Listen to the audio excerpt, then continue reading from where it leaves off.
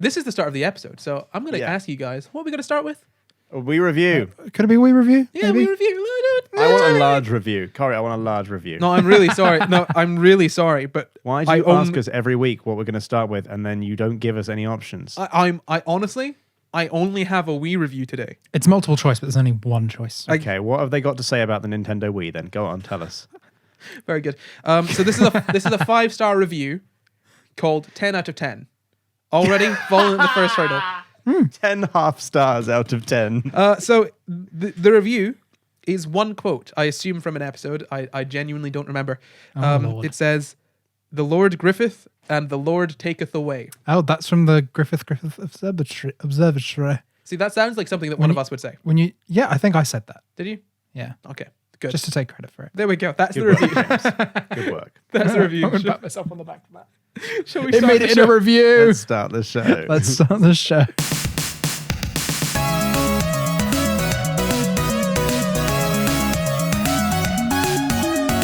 Hello and welcome to the SCI Guys, the show where we talk about the crazy, weird, and wonderful stories from the science world. I'm Corey, and as always, I'm joined by my co-hosts, Jamp and Luke Cutford. Hello. Oh, hello there.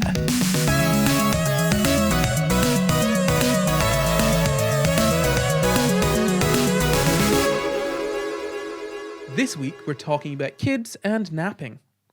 Ooh, I like one of those things, and it's not kids. It's napping.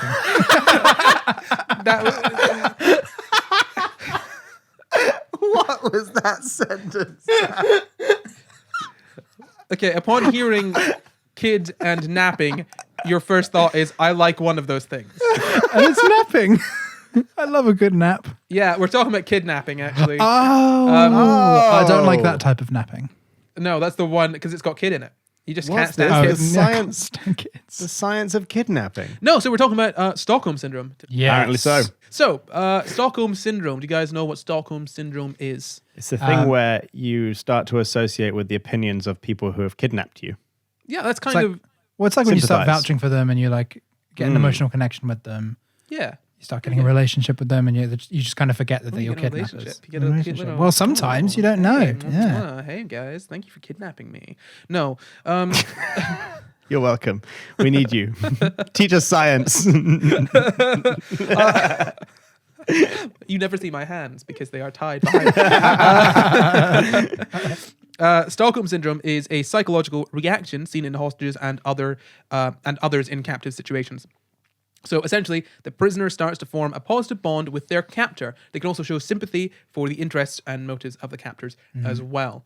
Now that's just if you were to ask me, Corey, what is Stockholm Syndrome? That is what I would say. There's a little more to it, which I might get into in a little bit later. But it's not registered in the DSM or the ICD. Do you guys know what the DSM is? It's the American thing, isn't it? Book of psychiatric disorders. It's the one American thing, yeah. The one American. American thing. Yeah, so it's the it's really funny. The American Psychological Association made the DSM. It's a big diagnostic. It's a big book of diagnostic criteria for different sort of mental disorders and illnesses. The ICD it's from the World Health Organization. You might have heard of them, the WHO.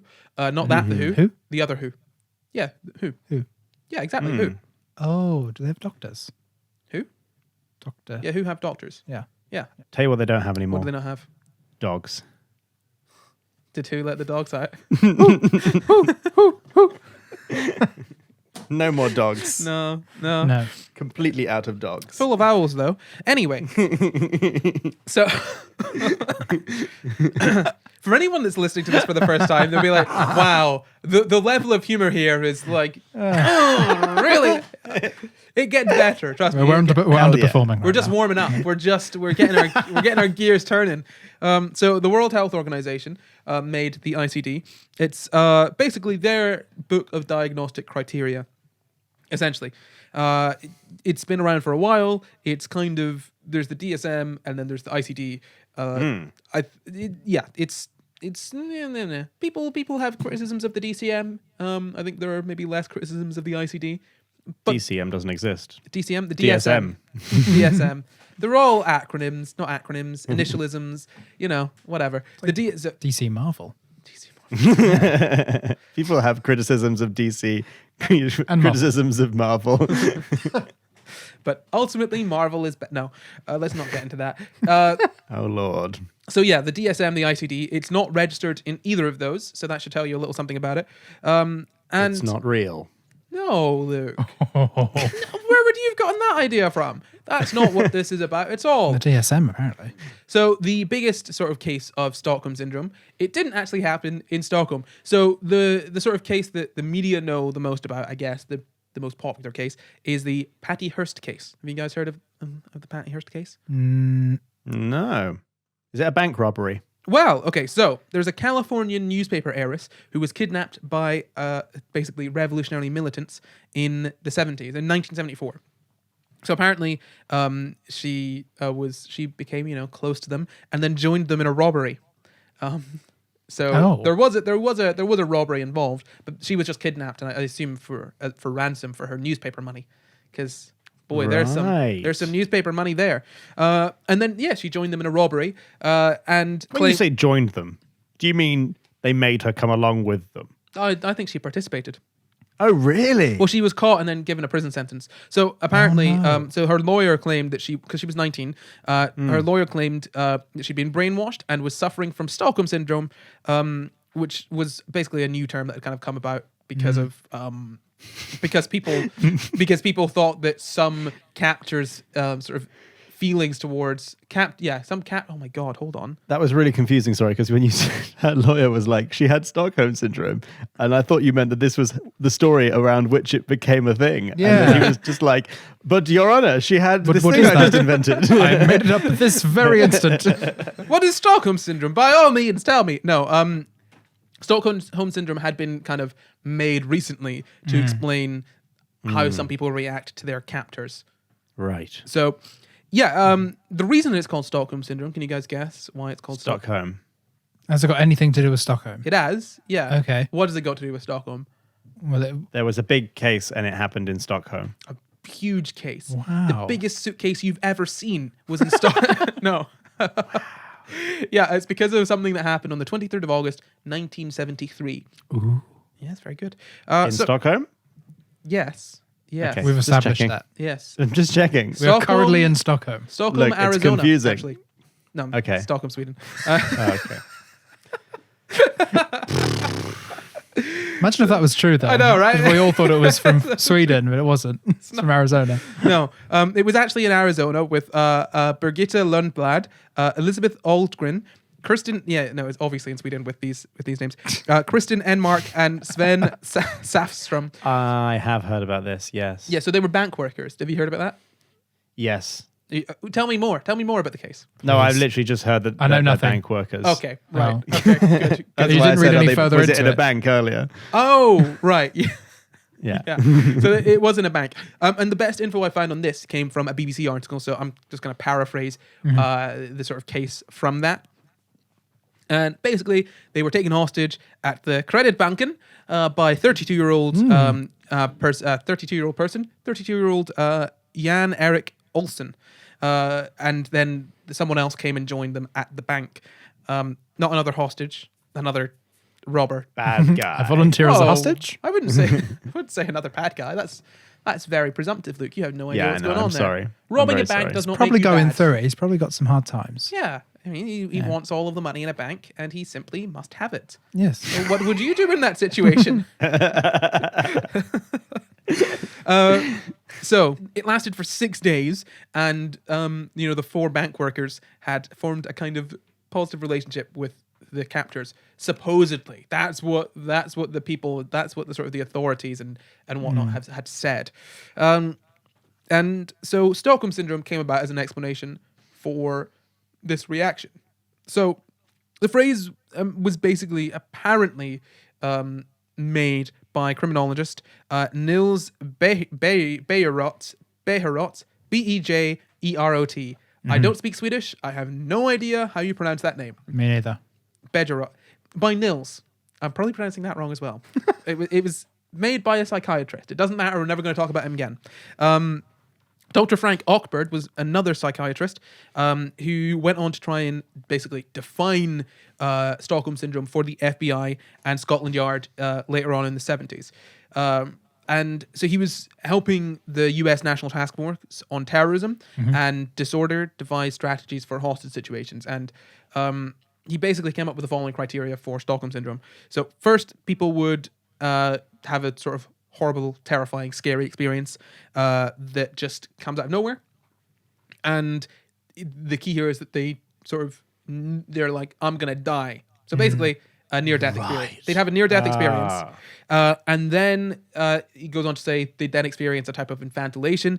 Effectively, they need to have permission to do anything, which makes sense. You know, you can't go to the toilet, you can't eat unless what's the hostage person that takes you hostage Your called? captor. Yeah, your captor. Your hostager. You're not the hostagee, the hostager. Whatever. We're smart, I promise, honestly. Your Well, daddy. I mean, you're meant to be the smart one. Yeah. Especially you. Meant to be the smart one. I just like making jokes. Not allowed. I've told you before, Corey, not allowed.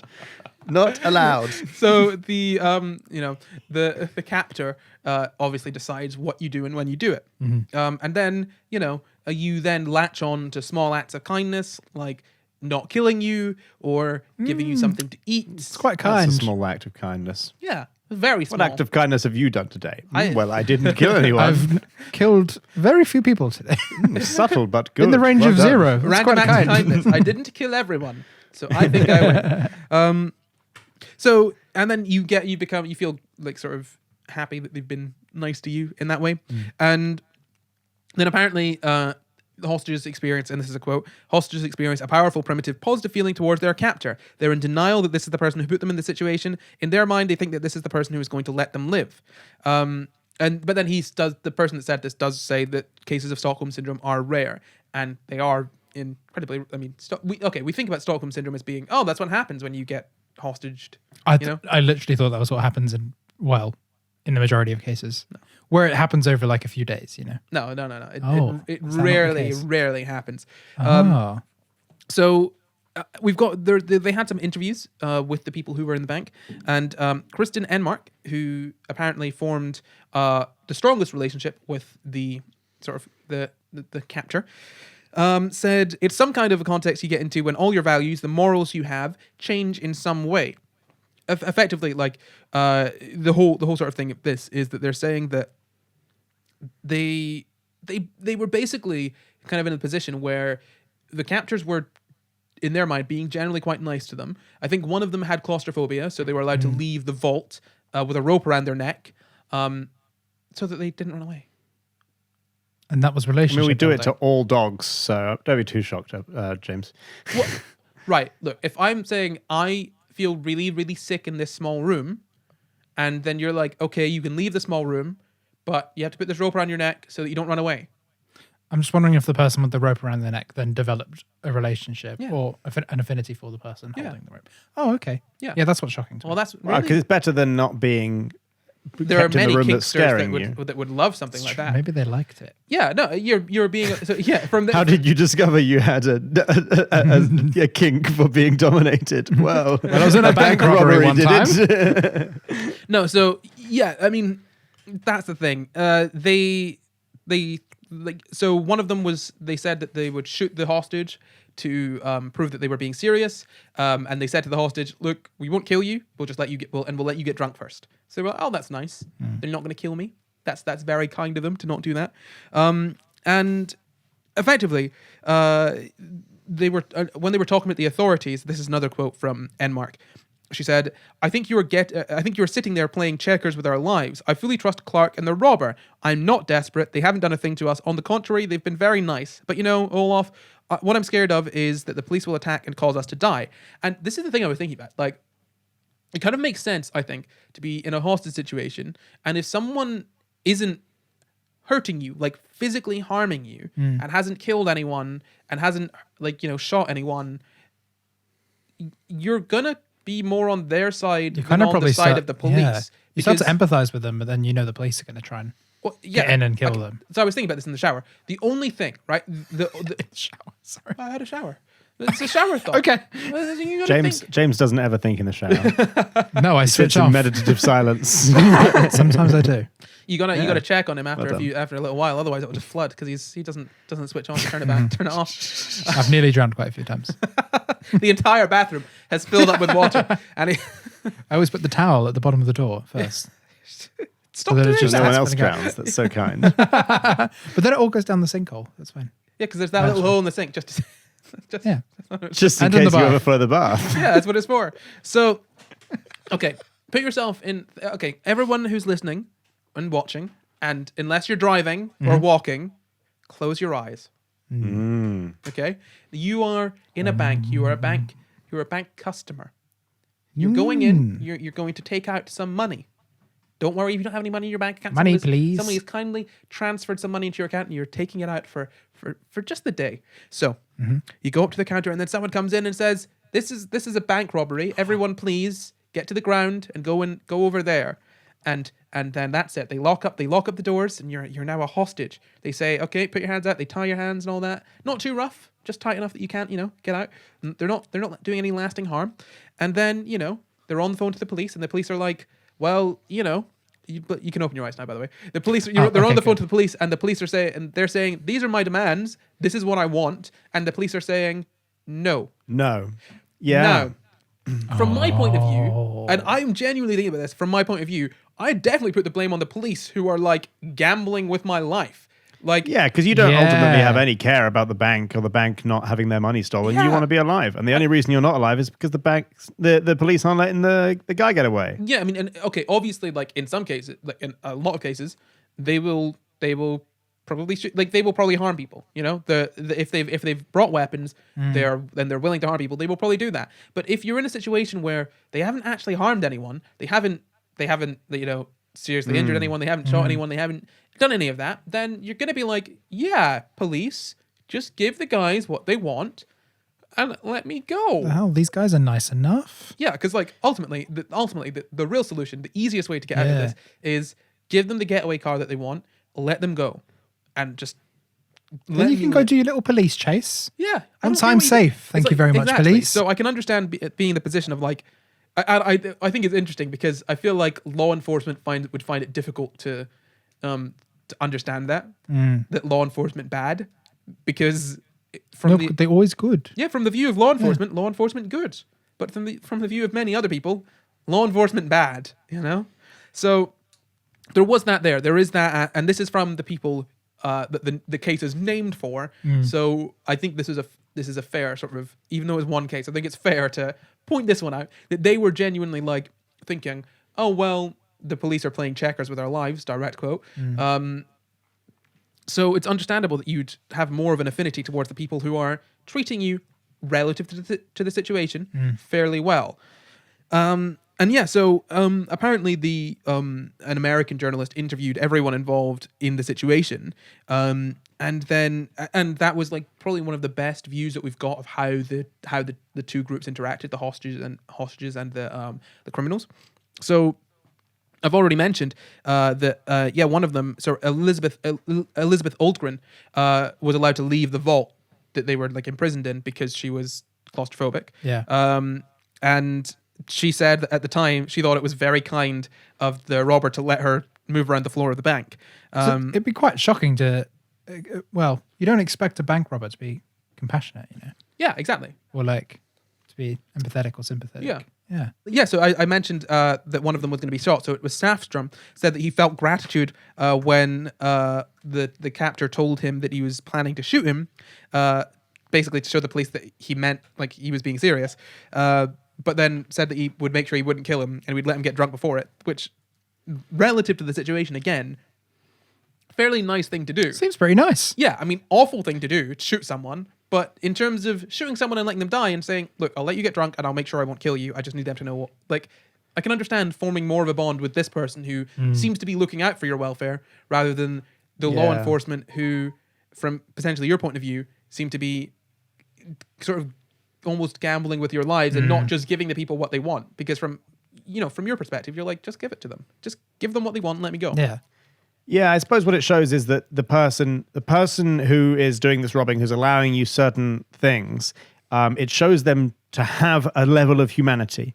And from your far off viewpoint, you can't see that the police trying to get you out have humanity. They're just defending the law.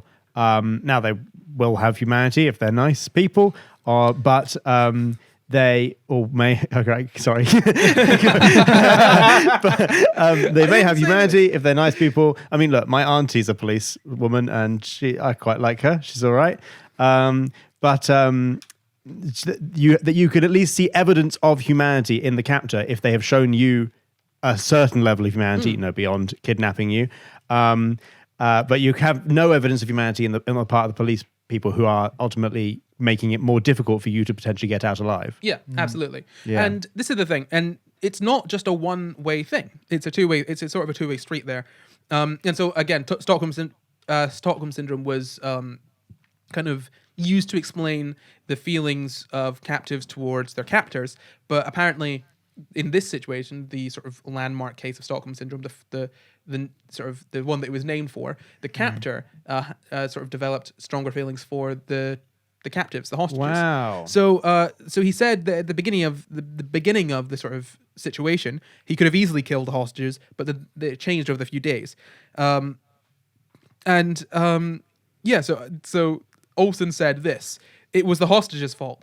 They did everything I told them to do. If they hadn't, I might not be here now. Why didn't any of them attack me? They made it hard to kill. They made us go on living together day after day like goats in that filth. There was nothing to do but get to know each other." So there was nothing else we could do. But then here's the thing. This is what I think is interesting. We'll get to this, right? We'll get to this. In fact, you know what? Save this in your head because we'll get to it in a bit, because I think this is a really interesting little point here. That you can say that there's a disorder here, but these people just got to know each other. Save that point in your head. Put a little pin in it. Save it for later. But yeah, so are you going to tell us that's wrong? No. Oh, okay, interesting. But yeah, so here's the thing. Stockholm Syndrome has been about. There's not many things that you can find on it, like actual literature on it, sort of academic things. There is a 2007 article from the FBI law enforcement bulletin that while Stockholm Syndrome is really, really rare, if it does occur, it can be used to improve the chances of hostage survival. But what that sounds like to me is basically just if you let them be nice to each other, then they won't want to kill them. Which obviously.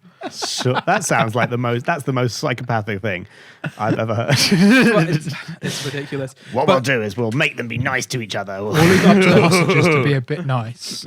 That'll work. And then in return, they'll get, be fine. So we're going to talk very briefly about the development over the years of Stockholm Syndrome. And I have about I've not even got 3 paragraphs. I've got about 3 bullet points on this. Basically, the idea of Stockholm Syndrome, it's present both in child and domestic abuse now. Like, that's kind of an idea that we're like, oh, this idea of what we've got for this, the idea of Stockholm Syndrome is similar to the idea of people who aren't willing to necessarily call out or speak against their abusers. But I feel like there's not much on that. There are a few things I've seen on that, but ultimately, it's a survival strategy. Yeah, well, kind of what the kind of driving principle behind this is that someone who harms you, you can still have positive feelings towards or want to protect. That's basically what that is saying. That's what the link there is. But bear in mind, we don't have diagnostic criteria for Stockholm Syndrome. There aren't a list of symptoms, and it's not in any of the major sort of diagnostic criteria, diagnostic sort of manuals. So if we talk about the sort of idea of Stockholm Syndrome being transferred onto these 2 sort of things, that's more saying that, yeah, we can see that in instances of these awful things happening to people, they can still show affection towards the perpetrators. And that's basically as far as it's gotten.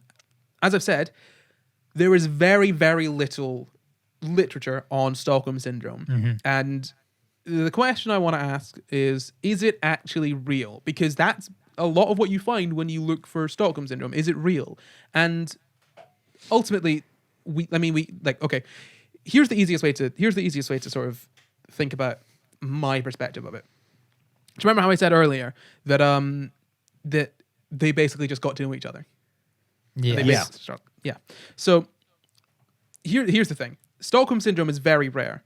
There aren't strict diagnostic criteria for it.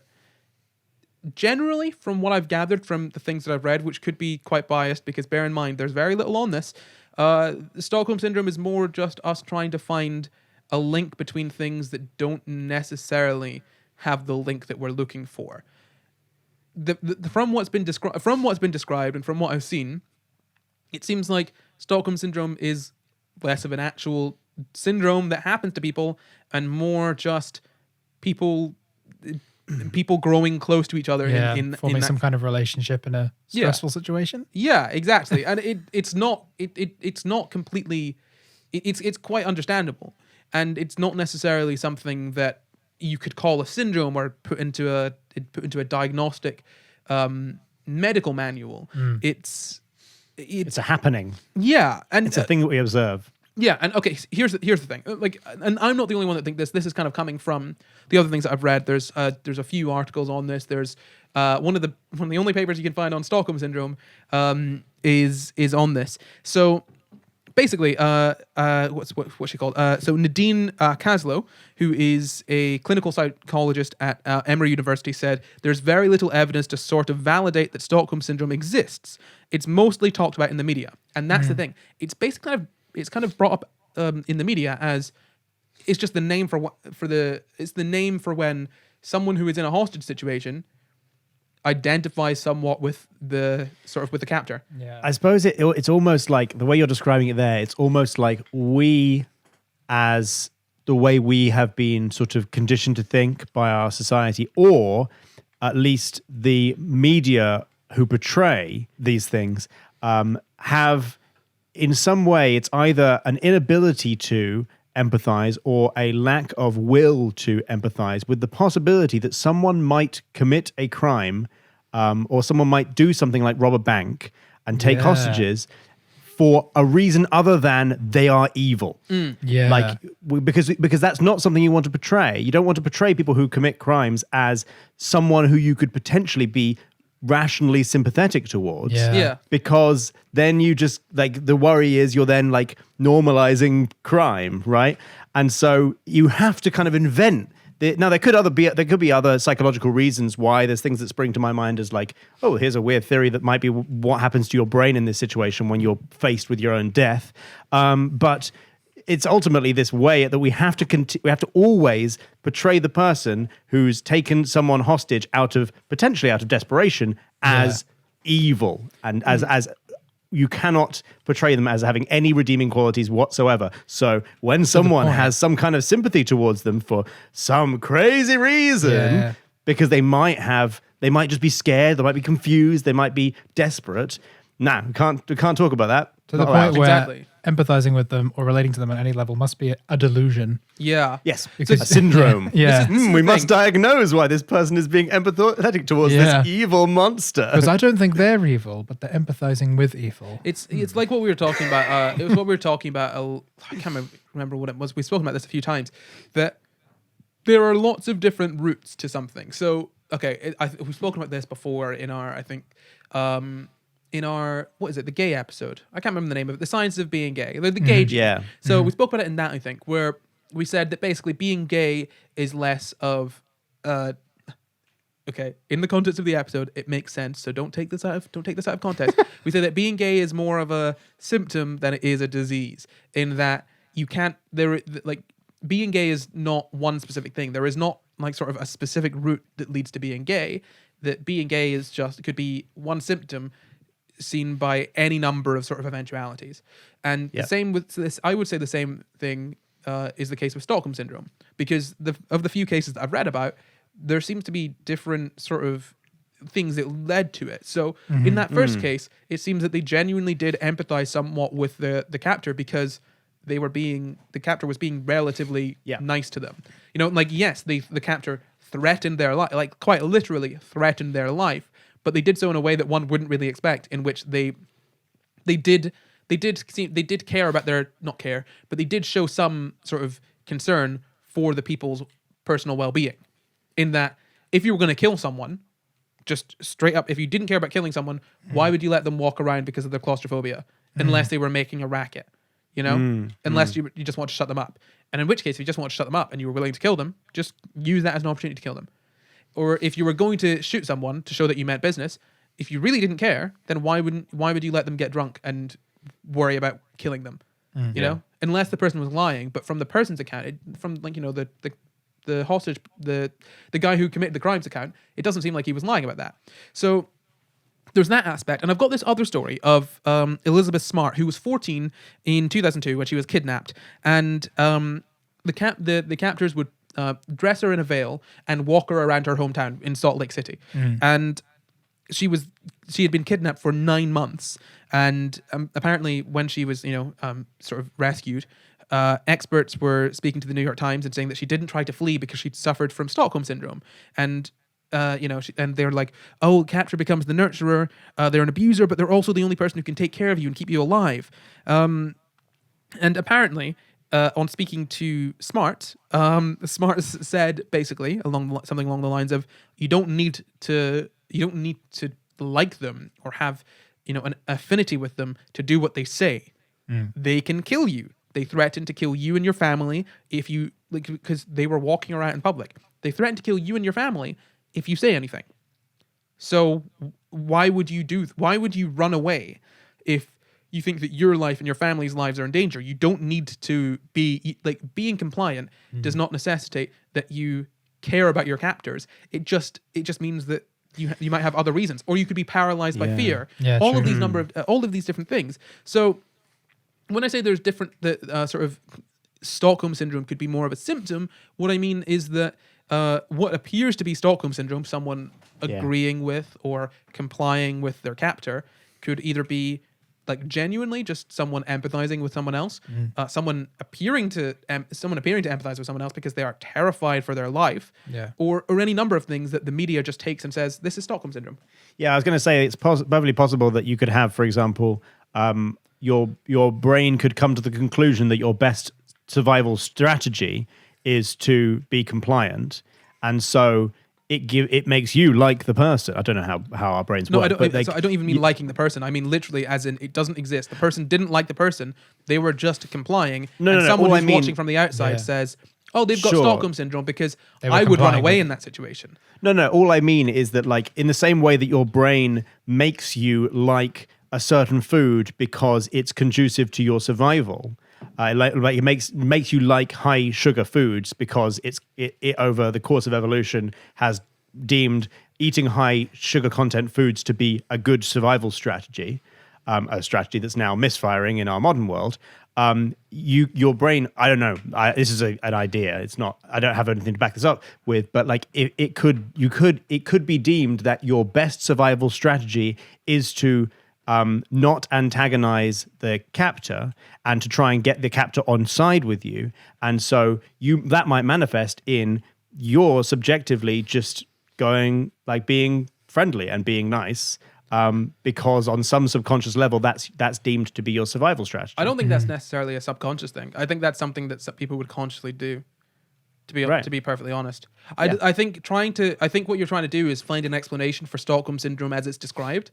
But the point I'm trying to make is that Stockholm Syndrome, as it's described, isn't really okay. It could happen. I'm not saying it can't happen. It can appear that way from the outside. Yeah, it seems like it can happen, but that is a lot of it coming from the media and outside, not from actual studies done on actual cases. There are some studies on things like this, but ultimately they're not really. There's nothing there that we can say Stockholm Syndrome 100% exists. These are the symptoms, causes. This is all that. I understand you're trying to find a reason for people identifying with their captors, but in the example I gave you beforehand, the reason that people identified with their captors is because they thought they were being quite nice to them. They said that themselves. And in other cases, this one where people said, "Oh, she identified with the captors," she said, "No, I didn't. They threatened to kill me and my family, so I did what they said." Yeah, and they were both called. I pretended to be their friend. And I think the Patty Hearst case, She was kidnapped by revolutionary militants, and it's okay. If they have a political ideology, it's not unbelievable that she was radicalized. Yeah. Like I'm just saying that there are any number of other eventualities for that. Like, okay, if someone from Extinction Rebellion, came in and was like, and they did this awful, horrible thing where they're like, okay, we're doing this for the planet and we're taking these hostages until you sort this out. And the hostages were in there and they were like, actually, I agree with the Extinction Rebellion. As soon as the hostage situation was over, they were like, I'm going to join these guys. Yeah.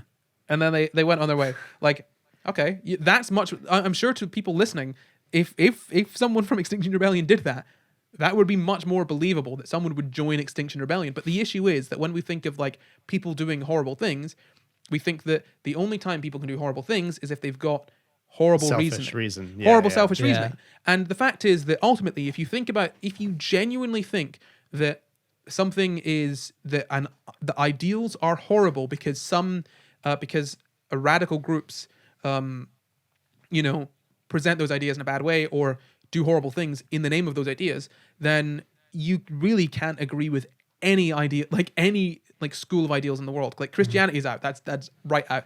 Islam is out. Sorry about that. You can't have that one. Any kind of left-wing thing. Capitalism is already out. Gone. That's gone.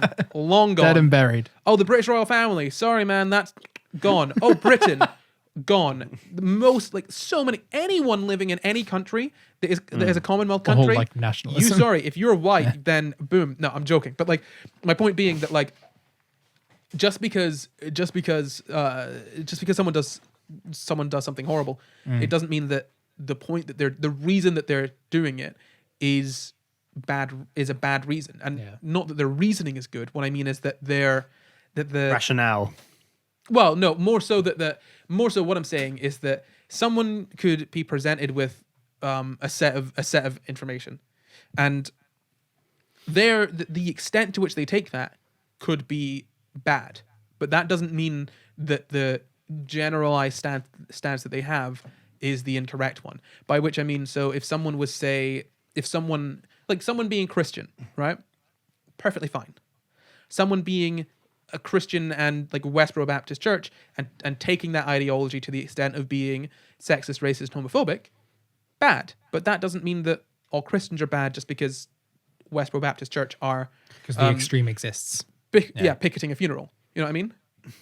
Yeah, I mean, I do think that even if I personally feel that even if your cause is noble, if you do something, essentially what you're talking about there is for the greater good, you probably need to maybe re-examine that. There are other examples where someone does something like stealing because of something that's not even an ideology. They're just desperate, or life is treating them in an unfair way, or that's deemed to be the most expedient way of getting to the outcome they want, which is security. I just want to be absolutely clear that I'm not saying that it's that just because they've got a noble cause that it's fine that they've done it. Cool. I want to be absolutely clear on that. No. There's no for the greater good here. What I'm saying is that it's not endorsing political violence. Their action is bad, but that doesn't mean that their ideology is necessarily bad. Obviously, the ideology that caused the action bad, but it doesn't. You can't write off an entire cause because of extremists within the cause. I was wondering. This is just a thing that popped into my head. So, one of the primary functions of your brain, right, is keep you alive. I would say that's a pretty low-level function of your brain. Is most of these things are in some way eventually leading to keep you alive or pass on your genes, right? And when you're put in a situation where basically there's a gun in your face and you think that's it, you're done. All of the models that you have used to get to this point, to get through life, none of them apply to this situation unless you know some taekwondo or know how to catch bullets or something. You don't necessarily have any models that most of the contents of your brain is pretty much paralyzed at that point. You're just right, I don't have any options here, right? The world is presenting in one way and you don't have any options in the entire contents of your brain with which to do anything in this situation. You are powerless. I wonder if when placed in that situation, it almost causes a short circuiting of the brain that goes like where like you have literally no options, and that could cause you to then act and believe and form almost like a new model of the world where you like start from scratch, especially if you're put into a position where you're also, like you said at the start, infantilized. Like you are then put in a situation where you have no choice over what you do, you have to get permission for everything, and you've just been confronted with the fact that you're out of options, you're powerless entirely. I wonder if that has some kind of psychological effect that could then explain some of the ideas, some of the examples of what we call Stockholm Syndrome. I mean, that's definitely possible in some cases. I mean, it's similar to what the quote that I'd read out earlier about all of your sort of values and everything have just gone because you've expected you're about to die from the person who's involved in the original one. But I have actually got a very... I'm sorry, man. I'm sorry. I've got a quote here from someone who worked with the NYPD for a long time. Actually, sorry. No, let's skip to someone else's quote. I've actually got a quote to respond to what you said. Oh, okay. Interesting. I'm glad I spoke. And so this was someone that worked for the NYPD for, as I said, 35 years. His name is Hugh McGowan. Now, he said, "I would be hard-pressed to say that it exists. Sometimes in the field of psychology, people are looking for a cause and effect when it isn't there." So effectively what I'm saying, Luke, is that I like the filling idea in the gaps. I'm trying to jump between those two gigantic, like I'm jumping over this precipice. I'm like, how can I possibly get from this point to this point with some limited understanding of psychology? I'm doing that big jump and going, maybe this is how. I think the first hurdle that you're falling at is you're taking it that Stockholm Syndrome exists. And that's, I think, the biggest issue in this. Well, I'm taking it that we observe people to be sympathetic to their captors. Yes, but I've already explained that we don't necessarily observe that. Oh, okay. Because because when I said about so obviously there was a we observe times when it looks like it, and then they were pretending. But there are also times when people genuinely. No, so that wasn't pretending. So with Elizabeth Smart, it looked like she was complying with that she had a positive relationship with them, not because she was pretending, because she was paralyzed by fear and they threatened to kill her. So when they were walking around in public wearing a veil, she didn't run away, not because she was pretending to be nice to them, because she was too scared to run away. And other people saw that and said, "Oh, she must be being nice." Mm. So that's Stockholm Syndrome. That's stupid. And the other situation, the why did they think that? Because we think that Stockholm Syndrome's a thing. Right. So I'm not going to sit here and say Stockholm Syndrome isn't a thing in that captors can't form some kind of bond with their captives can't form a bond with their captors and vice versa. What I'm saying is that there's not really any scientific evidence behind Stockholm Syndrome in the way that we believe it exists. And trying to come up with models and reasons for it existing is assuming already that it exists. And trying to come up with a standard model for why, in very, very rare cases, some people exhibit positive feelings toward their captors is almost flawed in that, well, there are so many different variables going in there. So the Patty Hearst thing could be incredibly different to the original Stockholm case.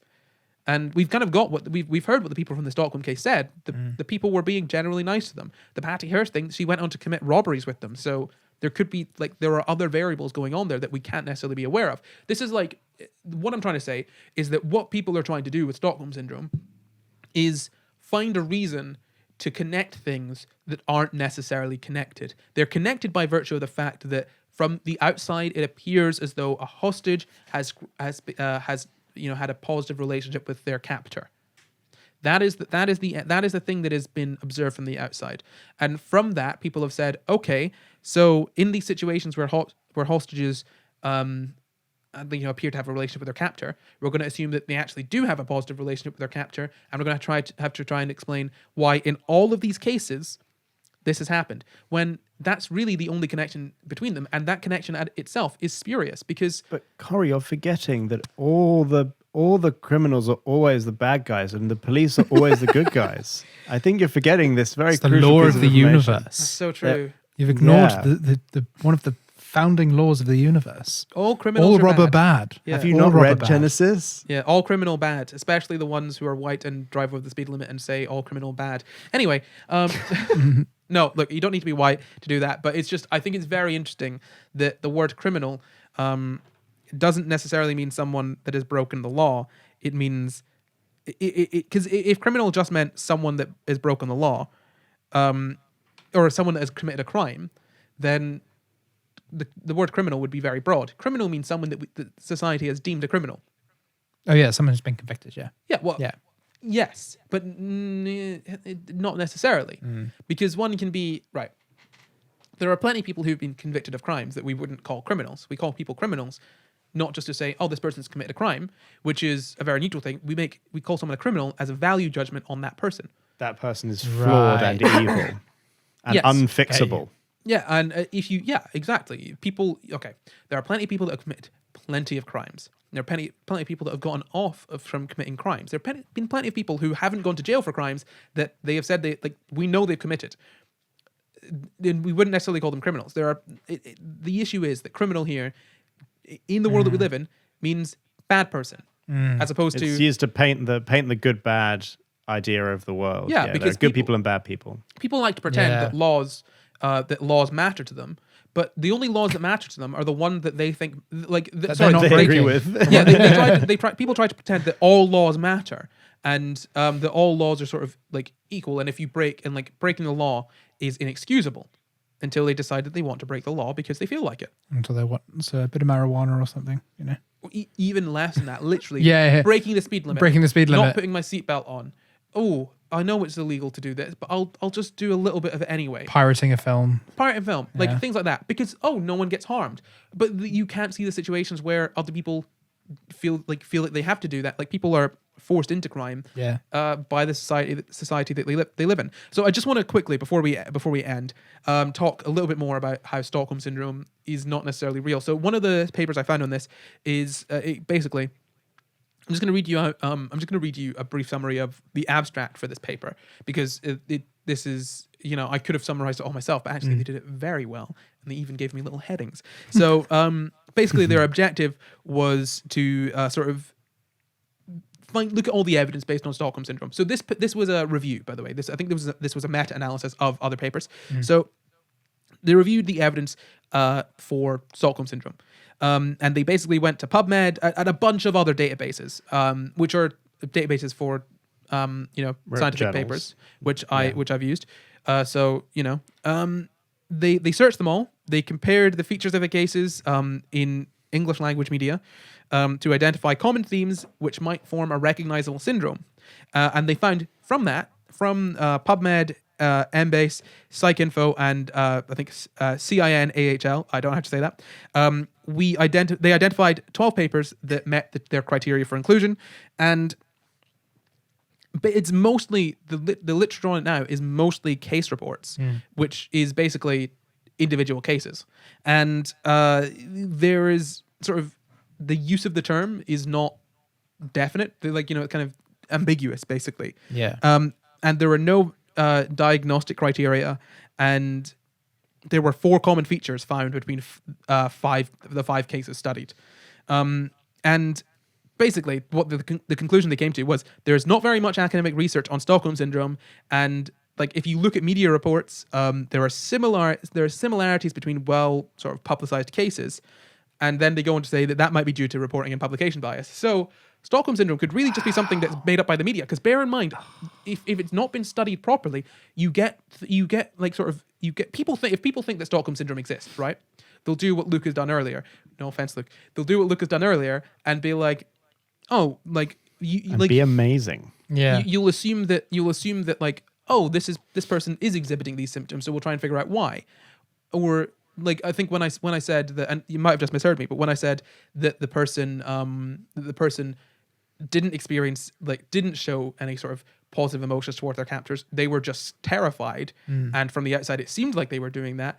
You heard that as, oh, they're pretending, and it's this bias of people's brains to be like, well, Stockholm Syndrome exists, Yeah. so they must just be pretending, and that'll be where that comes from, or people find it very difficult to get out of their heads that Stockholm Syndrome as a disorder syndrome probably doesn't really exist, because the only evidence we have for it is in the media. And this is the thing. Okay, it could exist, but we don't have any evidence for it, really. Right. Other than stuff that has come from media, which is got a lot of bias on it, especially one that believes in Stockholm Syndrome. So Yeah. I guess the whole point of this episode was basically just a lesson to be wary about the things that we believe and understand, and try and understand where the information that we get comes from. And also, we've done this quite a few times on previous shows, just to basically just be aware of where bias influences science and influences all of our lives, because it is everywhere. Even in something as seemingly innocuous as Stockholm Syndrome, it could be an entire fabrication of bias and people just wanting it to exist. Fascinating. Wow. Yeah. I never thought about that. Not real. I always assumed it was just real. Well, I think it could be real. again, so one, I'm not But saying we've that, assumed that it's real. yeah, I'm not saying that people don't show positive symptoms toward their captors, and obviously in the cases of sort of child and domestic abuse, there are similar sort of things going on there. But what I'm saying is that Stockholm Syndrome, as it is generally described, may not actually be a thing. Yeah. It could be a fabrication of reporting bias or publication bias. It could be a media bias that is causing this thing to be perpetuated. And we have seen cases of people showing positive sort of feelings toward their captors, but also we've seen cases where people haven't shown positive feelings towards their captors, but people have assumed that they've got positive feelings towards their captors because of the way that they've acted. Yeah. So it's just a case of, this is something that if we want to say that it really exists, we should probably study it in a more rigorous way. But obviously it's a difficult thing to study in a rigorous way because it happens so rarely. And ultimately, again, it's one of those things of it's more of we're looking at from the outside what it appears to be rather than understanding what it's like, what has actually led to it. So all of the sort of situations all of the sort of eventualities that could lead to people being showing symptoms of Stockholm Syndrome could be entirely different things. Yeah. Entirely different. Even the 3 cases that we spoke about today, very different. All different. Yeah. Yeah. So that's it. Stockholm Syndrome probably doesn't exist. Wow. Yeah. There we go. Further study needed. Further study needed. Exactly. Yeah. Before we finish the show, I do want to just say, before you all go, probably should have mentioned it earlier, but next week we are having a very, very special episode of SCI GUYS Live. So after SCI GUYS Live, what we're doing is we're having another live show wherein all of our patrons can call in to, say hi or do whatever, just have a chat. So if you want to be able to call in, go ahead and sign up on Patreon. You can also watch it if you're not a patron, but you want to call in. Oh, anyone can watch it, but if you want to call in, yeah. patreon.com/SCI GUYS. Damn right. Get your ticket.